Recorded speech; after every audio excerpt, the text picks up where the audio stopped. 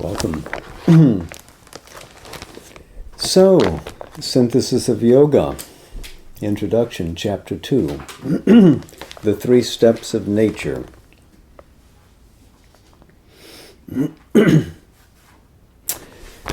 We recognize then, in the past developments of yoga, a specializing and separative tendency which, like all things in nature, had its justifying and even imperative utility.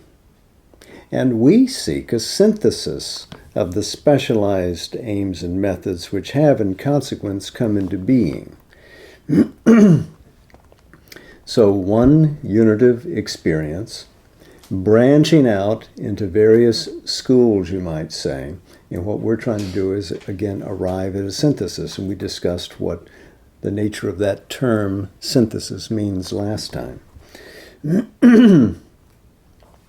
But in order that we may be wisely guided in our effort, we must know first the general principle and purpose underlying this separative impulse, and next, the particular utilities upon which the method of each school of yoga is founded. What does each yoga accomplish uniquely? How was the original integrity of the unitive experience of yoga broken into so many disparate paths? How can we bring them essentially back into a working order where they each support the other? For the general principle, we must interrogate the universal workings of nature herself, recognizing in her no merely specious and elusive activity of a distorting Maya, but the cosmic energy and working of God Himself in His universal being, formulating and inspired by a vast and infinite, and yet a minutely selective wisdom, prajna prasrita purani of the Upanishad.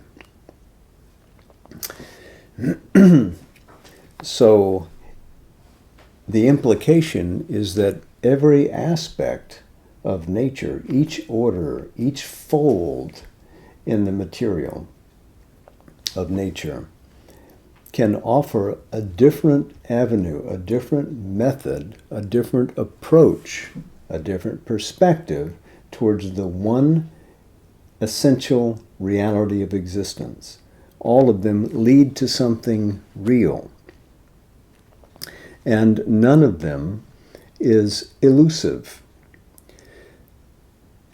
A distorting Maya. Sri Aurobindo brings this in here almost from the beginning. Remember what he was writing at the same time in The Life Divine, in the series in the Arya, at this point, materialist denial. But to the Vedic consciousness, Maya was not an elusive agency. Maya was the creative, conceptive intelligence of the divine reality, which could encapsulate the infinite in a finite form through the use of its force. It was a real condensation of the being of the divine, not at all illusory. So what manifests is real in the Vedic mind. In the original Vedanta, also, Maya has a positive connotation. It's only 1,000 years after the Upanishads are formulated that we begin to get this sense that Maya is a cheat, a deceiver. That thing, that entity, that conscious agency which wants to deceive us into believing that there is this there when actually that is there. So this working of nature is a positive. It's a manifestation of divine nature. How divine? It is the cosmic energy of the divine being itself. Here it's figured as a he. We've seen a dozen years afterwards, Sri Aurobindo was writing about the Supreme as she, as the mother. Whether you apply this or that, you're still speaking about that one true existence. The cosmic energy, this is Shakti, working from God himself, from Shiva. Shiva and Shakti are not different. It's one reality. One poised, supportive, sovereignly gazing upon with an affirmative vision, the other executing the will. So there is no distinction between Shiva and Shakti in the most grand unitive experience. Two, this phrase that he writes here from the Upanishad, if you've gone back and looked at your older copies, you'll see that when Sri Aurobindo first published this in the Arya, he credited this passage to the Gita. But it doesn't come from the Gita. It comes from the Shvetashvatara Upanishad, the 4th chapter, the 18th verse, where it says in full, Prajna cha tasmat prasrita purani. From him has proceeded the ancient wisdom.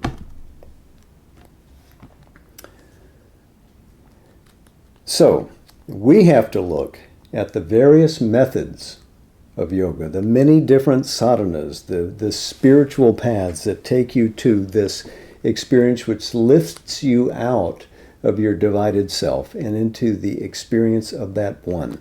Yoga is that which unites. It is a path that yokes you to that. It's not simply the unit of experience, it is also the thing that takes you there. And it's as if you're harnessing all the conscious powers of the being necessary to achieve it. But you can achieve contact, communion, immersion into that soul reality through the various aspects of your nature, of your personal being. So he will describe all of those elements now, the 3 steps of nature. Afterwards, he writes, we may more easily find the one common principle and the one common power from which all derive their being and tendency, towards which all subconsciously move, and in which, therefore, it is possible for all consciously to unite. One goal of the synthesis.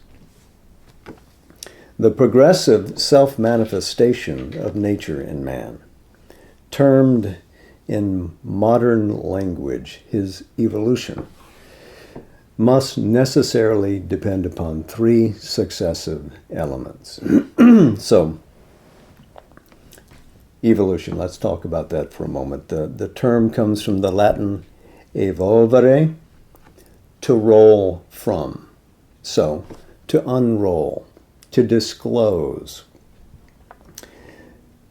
It's not a movement from nothing to nothing, or from nothing to something, or from something to nothing. It is not a movement from one reality to a different reality. All realities are contained in the one. So, everything must already be present for it to evolve. So, if life emerges as a power in matter, it must already be there to evolve from it, because it's unrolling itself. Nature is unrolling life out of matter. If mind manifests, it must similarly be an unrolling of a potential which is already present in nature. And if these are powers of energy and consciousness, then energy and consciousness must belong to nature. Nature cannot be absent them. There is that which is already evolved. There is that which, still imperfect, still partly fluid, is persistently in the stage of conscious evolution. And there is that which is to be evolved, and may perhaps be already displayed, if not constantly, then occasionally or with some regularity of recurrence in primary formations or in others more developed, and it may well be even in some, however rare, that are near to the highest possible realization of our present humanity. So here he arcs from the material up to the top, hinting at what may come in the future, but is fleetingly present even now. The highest possible realization of our present humanity. So this, again, would be a peak of the mental range, because the human has not manifested that which is divine in origin yet. What has evolved in the human is the mental consciousness, straining to reach that infinite. So what is the highest possible realization of mind? That is what is currently accessible to humanity. For the march of nature is not drilled to a regular and mechanical forward stepping. She reaches constantly beyond herself, even at the cost of subsequent deplorable retreats. She has rushes. She has splendid and mighty outbursts. She has immense realizations. She storms sometimes passionately forward, hoping to take the kingdom of heaven by violence. And these self-exceedings are the revelation of that in her which is most divine or else most diabolical, but in either case the most puissant, powerful, to bring her rapidly forward towards her goal. That which nature has evolved for us and has firmly founded is the bodily life. She has affected a certain combination and harmony of the two inferior but most fundamentally necessary elements of our action and progress upon earth. Matter, which, however the too ethereally spiritual may despise it, is our foundation and the first condition of all our energies and realizations, and the life energy, which is our means of existence in a material body and the basis there even of our mental and spiritual activities. So, matter and life. Annam, in the old Taittiriya Upanishad's usage, food is the body, and life is prana. Or you can say, going back to the Veda, the earth principle, Prithvi, the life principle, Vayu. But still, these are recognitions of an order of reality. At the base is the body. Powering the body and arriving at an equilibrium is the life force. So life and matter have reached a kind of working relationship where we have that as our foundation upon which to build. She has successfully achieved a certain stability of her constant material movement, which is at once sufficiently steady and durable and sufficiently pliable and mutable to provide a fit dwelling place and instrument for the progressively manifesting God in humanity. So there is embedded in us a Godhead which wants to evolve, which wants to work itself out and, in a sense, play in nature. This is what is meant by the fable in the Aitareya Upanishad, which tells us that the gods rejected the animal forms successfully offered to them by the divine self, and only when man was produced cried out, "This indeed is perfectly made," and consented to enter in. Now that's the the Aitareya Upanishad, first section, first chapter, section 2, the third verse. And it says, Purusho Vava Sukritam. This man is perfectly made. They had rejected the gods' earlier forms, the cow, etc., because they couldn't hold the power which this descending mind force would bring. Only when the human was there could all the complement of the Godheads from above find situations, and then they agree to come. One invades and occupies this space in the human, another agrees to occupy that. And so this sort of is a continuation of the Vedic idea that this commerce that is enjoined upon humanity through the sacrifice invites the circulation of divine powers through us. The Godheads get born in us from above at our invitation. But we have to be ready. We have to be capable of holding that power, because they watch from above and they agree to descend only when they see that the habitation can indeed hold that force, because the being will be surcharged with light and power unusual to it. Back to Sri Aurobindo here. She, nature, she has effected also a working compromise between the inertia of matter and the active life that lives in and feeds on it, by which not only is vital existence sustained, but the fullest developments of mentality are rendered possible.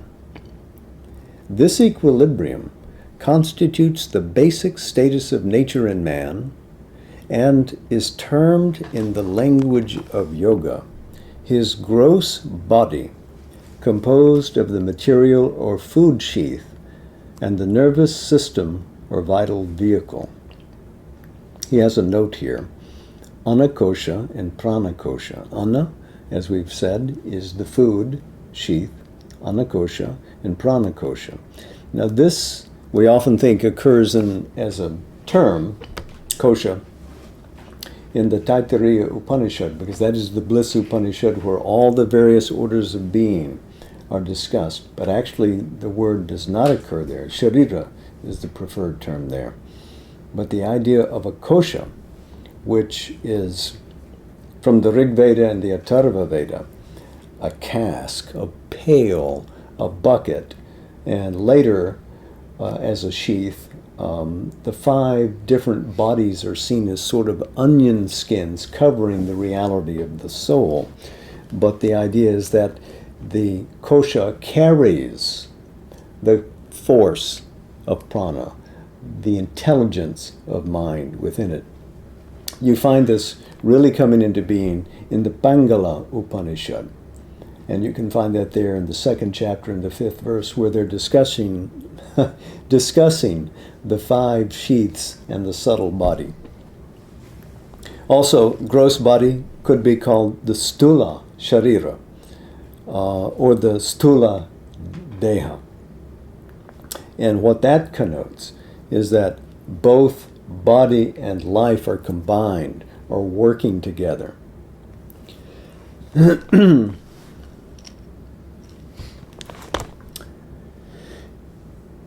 If then this inferior equilibrium is the basis and first means of the higher movements which the universal power contemplates, and if it constitutes the vehicle in which the divine here seeks to reveal itself, if the Indian saying is true, that the body is the instrument provided for the fulfillment of the right law of our nature, then any final recoil from the physical life must be a turning away from the completeness of the divine wisdom and a renunciation of its aim in earthly manifestation.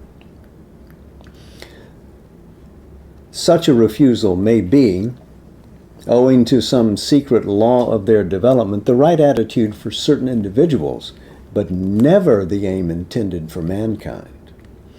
Because the yoga is meant to occupy all of the manifestation of the divine, which includes the body, the life, and the mind.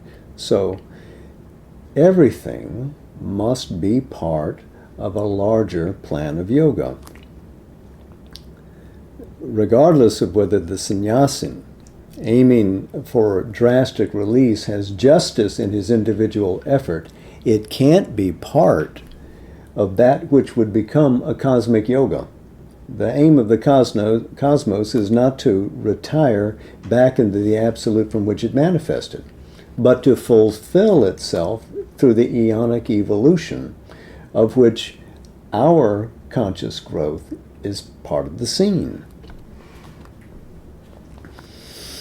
He writes, it can be, therefore, no integral yoga which ignores the body or makes its annulment or its rejection indispensable to a perfect spirituality.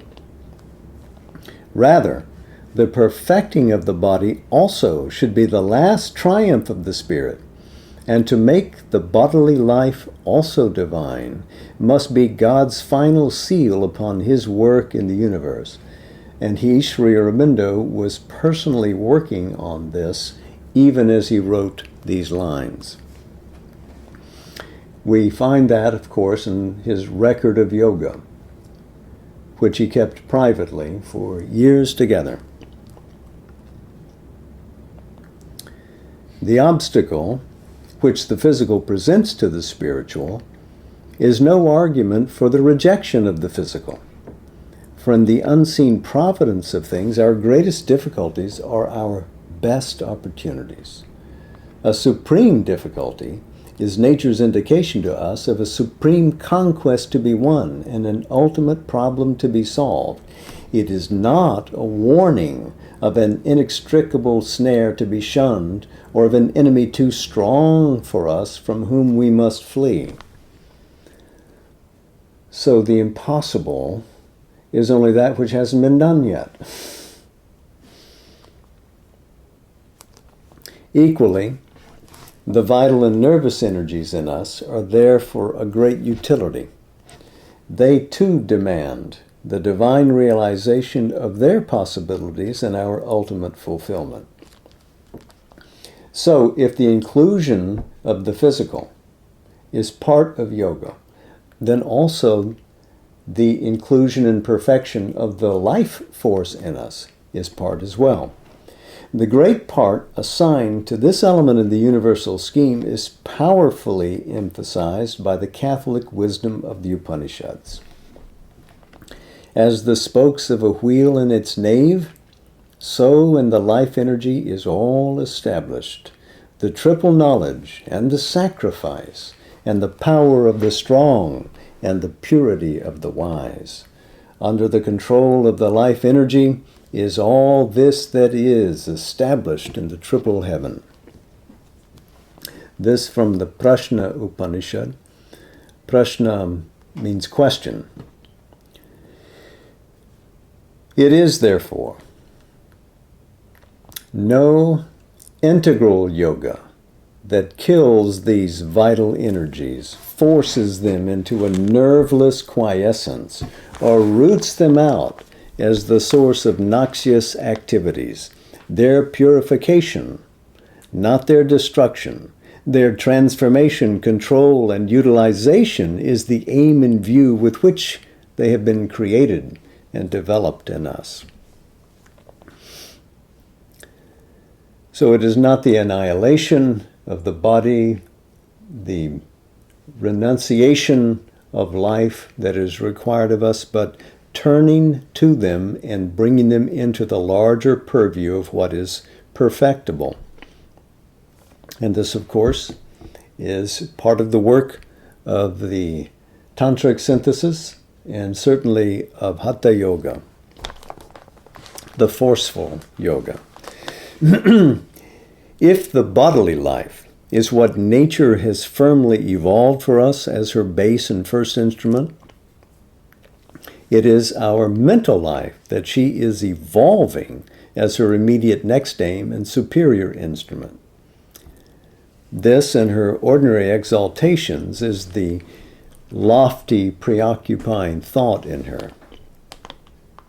This, except in her periods of exhaustion and recoil into a reposeful and recuperating obscurity, is her constant pursuit wherever she can get free from the trammels of her first vital and physical realizations. A trammel is a net or a shackle. For here in man, we have a distinction which is of the utmost importance.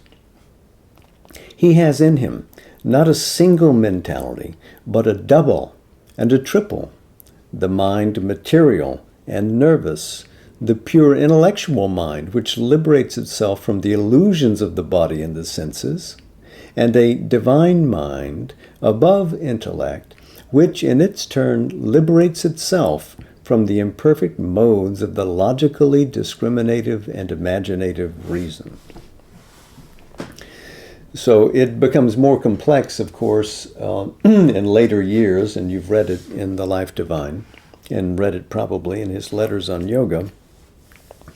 But mind as a plane in its manifestation in the other planes of life and matter is conditioned by those vehicles in which it sits.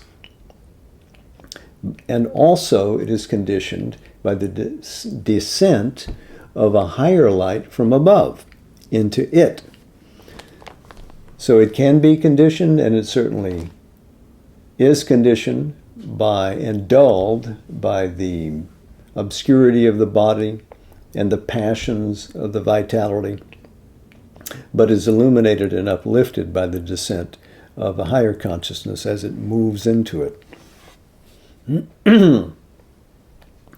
Mind in man is first enmeshed in the life of the body, where in the plant it is entirely involved, and in animals always imprisoned. It accepts this life as not only the first, but the whole condition of its activities, and serves its needs as if they were the entire aim of existence. But the bodily life in man is a base, not the aim, his first condition, and not his last determinant. In the just idea of the ancients, man is essentially the thinker, the manu, the mental being, who leads the life and the body. Mano Maya Prana Sharira Neta, from the Mundaka Upanishad 2.2.8. Not the animal who is led by them. The true human existence, therefore, only begins when the intellectual mentality emerges out of the material, and we begin more and more to live in the mind, independent of the nervous and physical obsession, and in the measure of that liberty, are able to accept rightly and rightly to use the life of the body. For freedom, and not a skillful subjection, is the true means of mastery. A free, not a compulsory acceptance of the conditions, the enlarged and sublimated conditions of our physical being, is the high human ideal. But beyond this intellectual mentality is the divine. So he goes on to describe what lies beyond, of course. But at this point, there is the glad note that there is an existence beyond the intellectual mentality that we're struggling to achieve, which calls us to greater heights, greater luminosities, a greater perfection. But back to the mind. The mental life, thus evolving in man, is not indeed a common possession. So he's not of the opinion that simply because humanity possesses the mind, that it really lives primarily from the mind. It will become clear that humanity is generally posited in the vital range of existence, using the mind to rationalize the acquisition of its desired objects, not leading first light of philosophic excellence applied to life and body, but something quite other. Well, philosophic excellence, I can tell you, has its own limitations. In actual appearance, he says, it would seem as if it were only developed to the fullest in individuals, and as if there were great numbers, and even the majority in whom it is either a small and ill-organized part of their normal nature, or not evolved at all, or latent, and not easily made active. Certainly, the mental life is not a finished evolution of nature. It is not yet firmly founded in the human animal. The sign is that the fine and full equilibrium of vitality and matter, the sane, robust, long-lived human body, is ordinarily found only in races or classes of men who reject the effort of thought, its disturbances, its tensions, or think only with the material mind. Civilized man has yet to establish an equilibrium between the fully active mind and the body. He does not normally possess it. Indeed, the increasing effort towards a more intense mental life seems to create, frequently, an increasing disequilibrium of the human elements, so that it is possible for eminent scientists to describe genius as a form of insanity, a result of degeneration, a pathological morbidity of nature.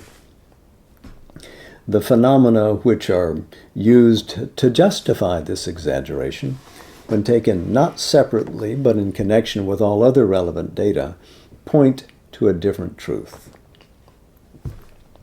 Genius is one attempt of the universal energy to so quicken and intensify our intellectual powers that they shall be prepared for those more puissant, direct, and rapid faculties which constitute the play of the supra-intellectual or divine mind. It is not then a freak, an inexplicable phenomenon, but a perfectly natural next step in the right line of her evolution. She has harmonized the bodily life with the material mind. She is harmonizing it with the play of the intellectual mentality. For that, although it tends to a depression of the full animal and vital vigor, need not produce active disturbances. Now he's treating this in terms of an evolutionary advance from one level to the other. But of course, in The Life Divine, and again in Letters on Yoga, he later introduces the psyche as the leader of the nature who harmonizes and brings into full disclosure the various elements of inner possibility. We leave that aside here.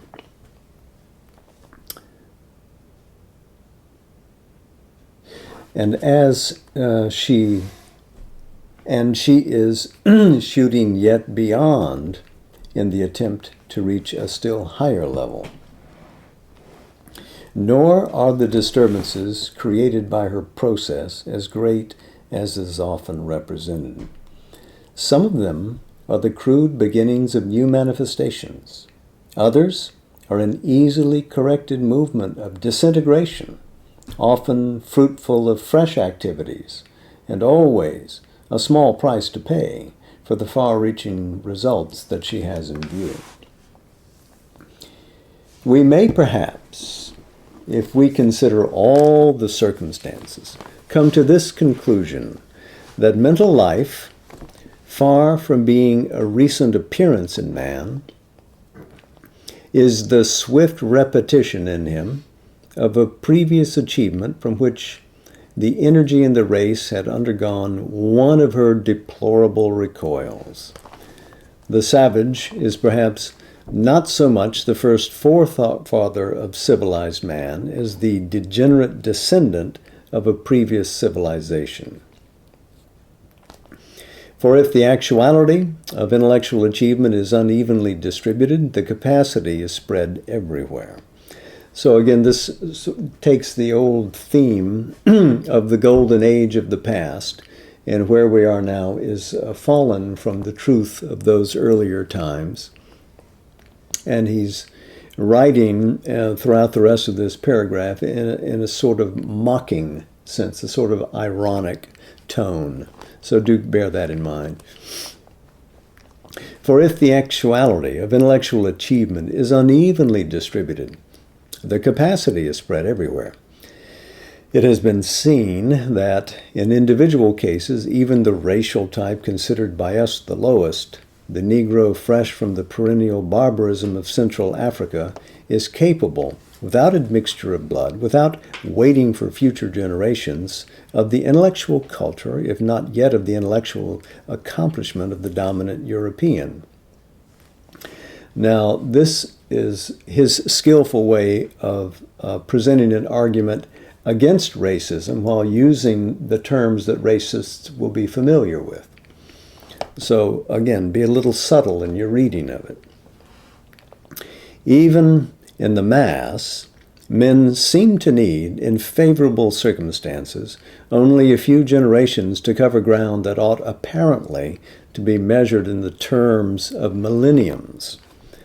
Either then, man, by his privilege as a mental being, is exempt from the full burden of the tardy laws of evolution, or else he already represents, and with helpful conditions and in the right stimulating atmosphere, can always display a high level of material capacity for the activities of the intellectual life.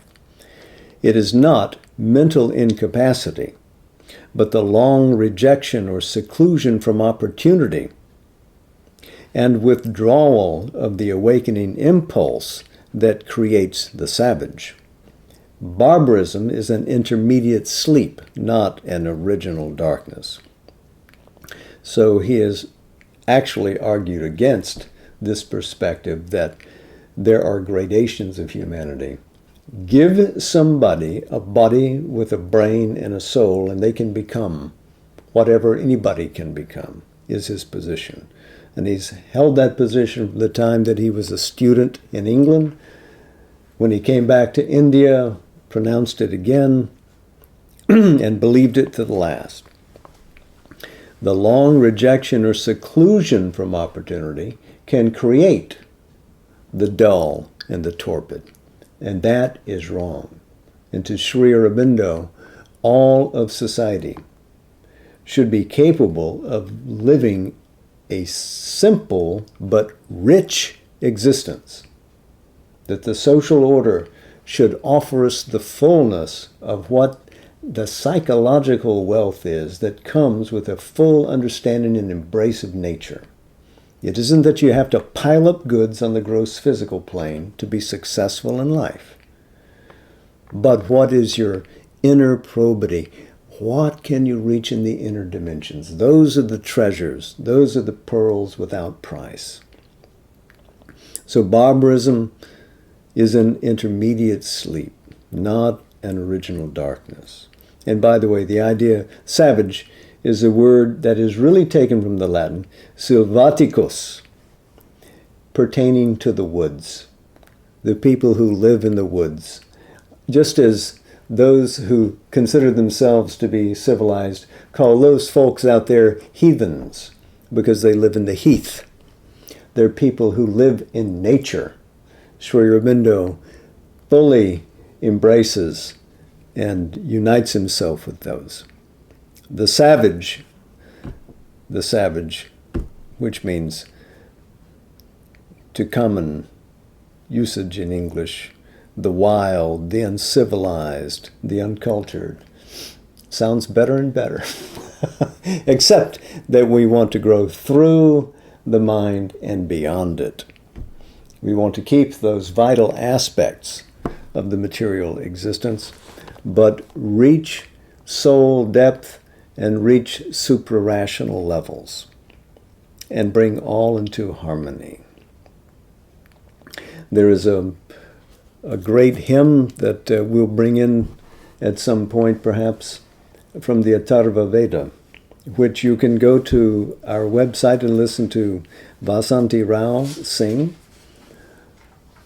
Om Dhyau Shanti. It's that one that begins. And it brings into view that the divine is that heaven. It is that mid-world, the vital plane. It is earth. It's the herbs on the earth. It's the lordly trees. It's the water.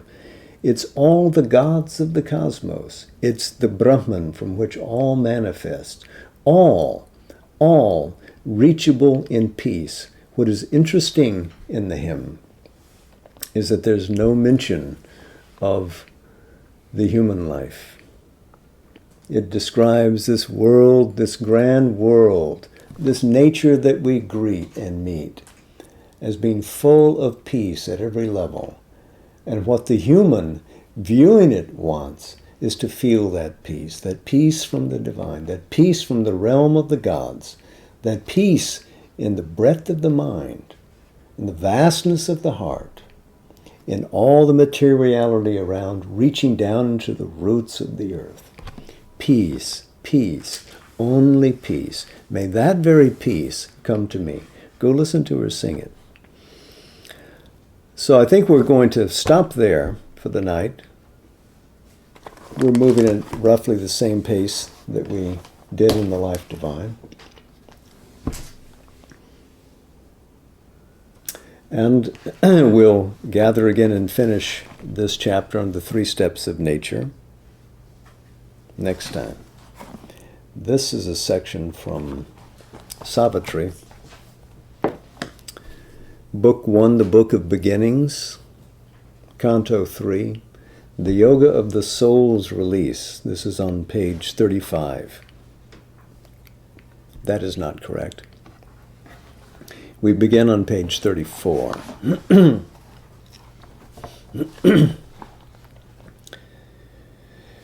Only a while at first these heavenlier states, these large, wide, poised upliftings could endure. The high and luminous tension breaks too soon, the body's stone stillness and the life's hushed trance, the breathless might and calm of silent mind. Or slowly they fail as sets a golden day.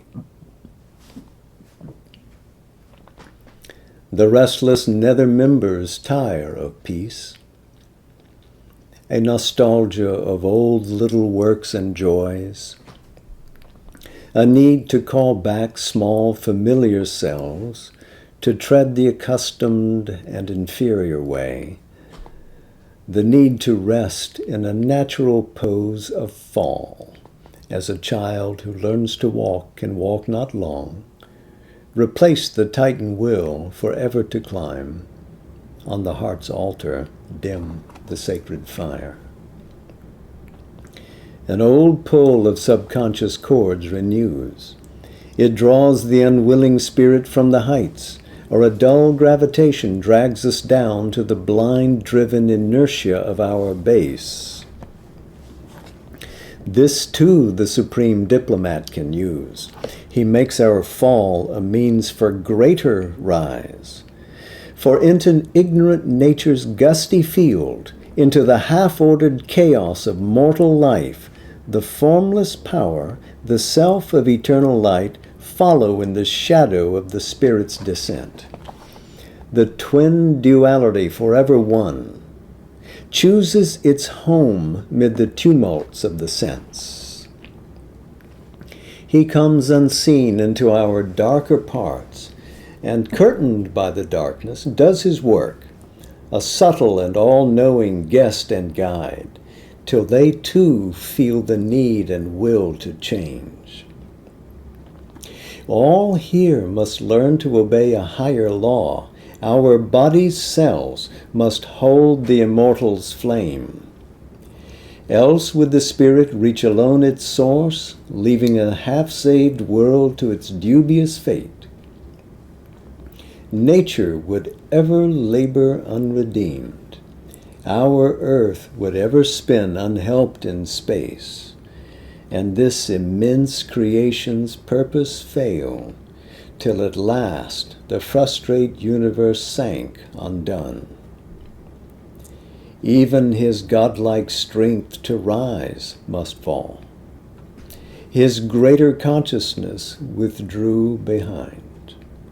Dim and eclipsed, his human outside strove to feel again the old sublimities, bring the high saving touch, the ethereal flame, call back to its dire need the divine force. Always the power poured back like sudden rain, or slowly in his breast a presence grew. It clambered back to some remembered height, or soared above the peak from which it fell. Each time he rose, there was a larger poise, a dwelling on a higher spirit plane. The light remained in him a longer space. In this oscillation between earth and heaven, in this ineffable communion's climb, there grew in him, as grows a waxing moon, the glory of the integer of his soul. A union of the real with the unique, a gaze of the alone from every face, the presence of the eternal in the hours, widening the mortal mind's half-look on things, bridging the gap between man's force and fate, made whole the fragment being we are here. At last was won a firm spiritual poise, a constant lodging in the eternal's realm, a safety in the silence and the ray, a settlement in the immutable. His heights of being lived in the still self. His mind could rest on a supernal ground and look down on the magic and the play, where the God-child lies on the lap of night and dawn, and the everlasting puts on time's disguise.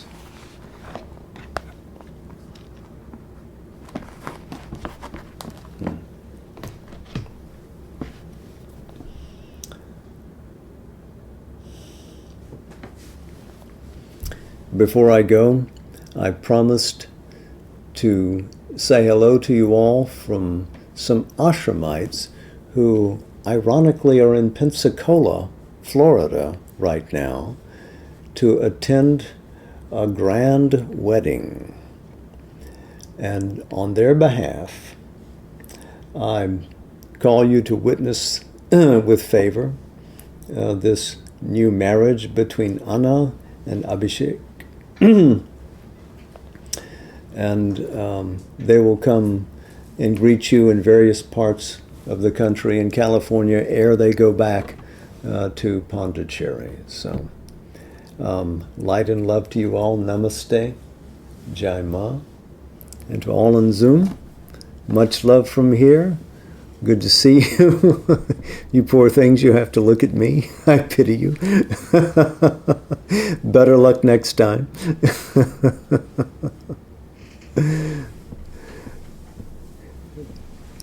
So, all the very best. Much love.